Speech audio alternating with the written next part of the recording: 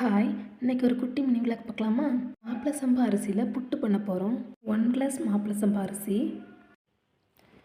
அது ஒரு பவுலில் போட்டுட்டு நல்லா வாஷ் பண்ணிக்கோங்க. ஓவர் நைட் ஊற வச்சு எடுத்துக்கோங்க. ஊற வச்ச அரிசியை வடிகட்டிட்டு ஒரு பிளேட்டில் வச்சு வாட வச்சுக்கோங்க. தென் மிக்ஸி ஜாரில் போட்டுட்டு இப்படி பவுடராக அரைச்சிக்கோங்க. அதுக்கப்புறமா ஒரு பாத்திரத்தில் சேர்த்துட்டு ஒரு பிஞ்ச் உப்பு போட்டுக்கோங்க. அதுக்கப்புறமா ஹாட் வாட்டர் ஊற்றி நல்லா மிக்ஸ் பண்ணிக்கோங்க. லைட்டாக மிக்ஸ் பண்ணி இந்த மாதிரி பிடிச்சா உதிரணும், அந்த மாதிரி கன்சிஸ்டன்சியில் எடுத்துக்கோங்க.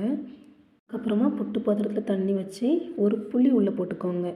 ஏன் போடுறோன்னா அது கரை பிடிக்காது பாத்திரம். அதுக்கப்புறமா புட்டு பாத்திரத்தில் அச்சு போட்டுட்டு கொஞ்சமாக தேங்காய் பூ போட்டுக்கோங்க. லேயராக போட்டுக்கோங்க, நம்மளோட விருப்பத்தின்படி போட்டுக்கலாம். அதுக்கப்புறமா புட்டு மாவு, அதுக்கப்புறம் தேங்காய் பூ,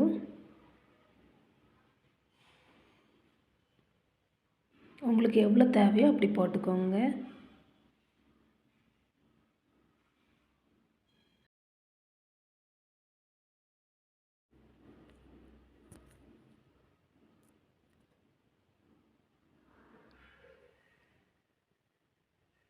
அதுக்கப்புறமா அடுப்பில் வச்சுட்டு மூடி வச்சு மூடிக்கலாம். ஒரு 5 நிமிஷம் அடுப்பில் வச்சு எடுத்துக்கலாம். இப்போ டேஸ்டியான மாப்பிள சம்பா புட்டு ரெடி ஆகிட்டு, ரொம்ப ஹெல்த்தியான ஒரு ரெசிபி.